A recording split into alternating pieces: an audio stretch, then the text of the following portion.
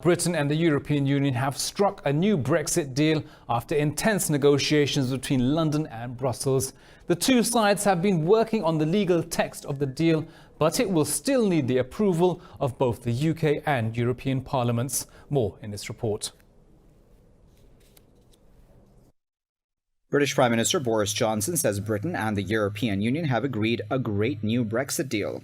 Johnson tweeted that the Great New Deal takes back control. The UK Parliament is set to vote on Saturday on the revised withdrawal agreement brokered ahead of the October 31st Brexit deadline. President of the European Commission, Jean-Claude Juncker, said, "Where there is a will, there is a deal."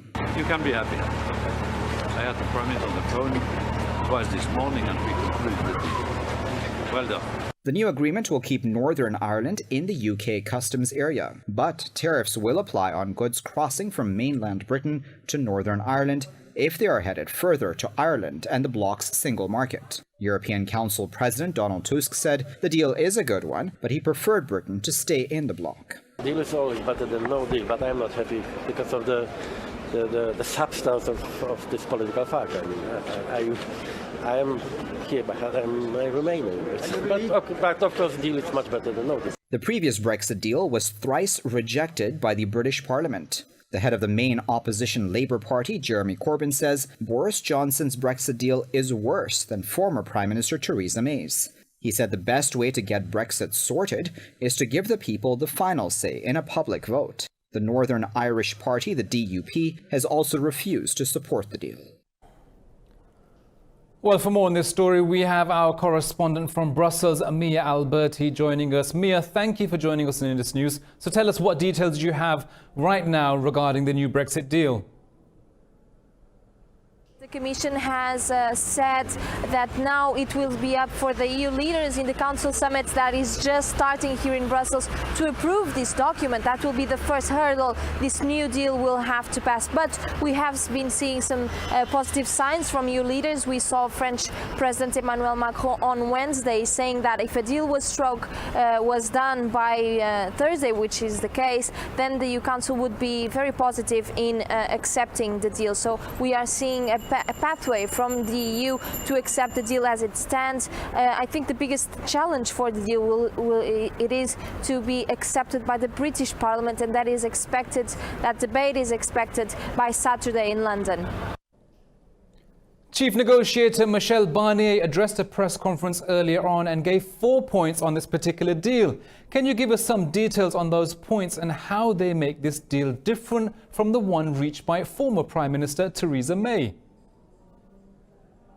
The Commission has said that now it will be up for the EU leaders in the Council summit that is just starting here in Brussels to approve this document. That will be the first hurdle this new deal will have to pass. But we have been seeing some positive signs from EU leaders. We saw French President Emmanuel Macron on Wednesday saying that if a deal was done by Thursday, which is the case, then the EU Council would be very positive in accepting the deal. So we are seeing a pathway from the EU to accept the deal as it stands. I think the biggest challenge for the deal it is to be accepted by the British Parliament, and that debate is expected by Saturday in London. Mia, getting the UK Parliament's approval seems to be the biggest hurdle in getting this deal through. Parliament has already ejected 3 previous deals. What's the process of getting this particular deal approved by the UK and EU Parliament? Well, what we are seeing is some UK leaders, especially from the DUP, the Northern Irish Party, saying that they might not be able to approve this deal. We saw that this was the biggest resistance this morning here in Brussels, that this party was not on board with the deal. It appears that Boris Johnson has talked to them, and it appears that they now agree with the agreement. But we will still have to wait until Saturday to see how they behave in Parliament. We are also hearing that the Labour Party MPs are being whipped, which means they are being advised to vote on a second referendum on Saturday. So it seems like their attention is not particularly on this new deal, but on trying to get another referendum. So, you know, as we have learned in the last few days and weeks, what seemed impossible, it's now real, so everything can happen with Brexit. May Alberti, thank you very much for joining us on Indus News. Now, for more on this story, we've got London-based Brexit expert Patrick Sullivan. Patrick, thank you for joining me here on Indus News about our Brexit story. So, do you think that this deal is going to make its way through through the UK Parliament, considering the DUP, Labour and the Lib Dems have already written it off? Well, firstly, the DUP is about 9 MPs. The Liberal Democrats are about 20 MPs. Actually, the fact that both extremes aren't for it means people in the middle, in the centre, your moderate Labour MPs, are likely to be for it. Another point I would like to raise is that when Tony Blair was Prime Minister, an academic called Philip Cowley did a study of the amount of rebellions against the party whip from various backbench MPs. On both parliaments, Jeremy Corbyn was the MP who rebelled against his party's whip the most, without a shadow of a doubt, and by a large margin. He does not control his parliamentary party.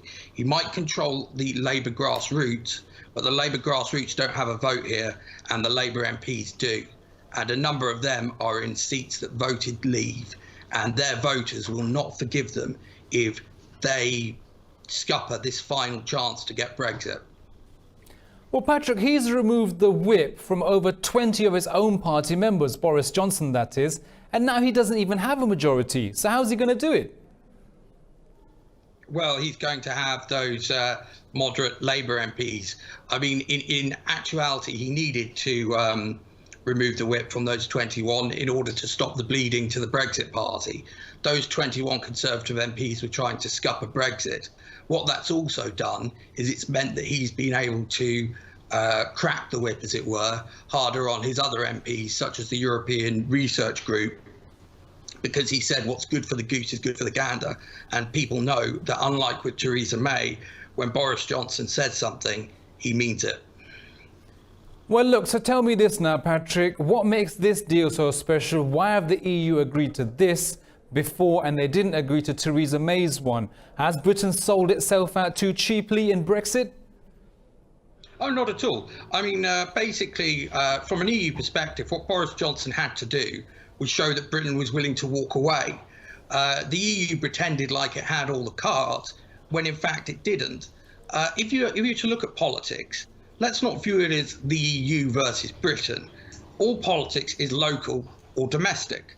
Angela Merkel did not want a no-deal Brexit. Why? Because a no-deal Brexit would have resulted in the fragile German economy tipping into recession.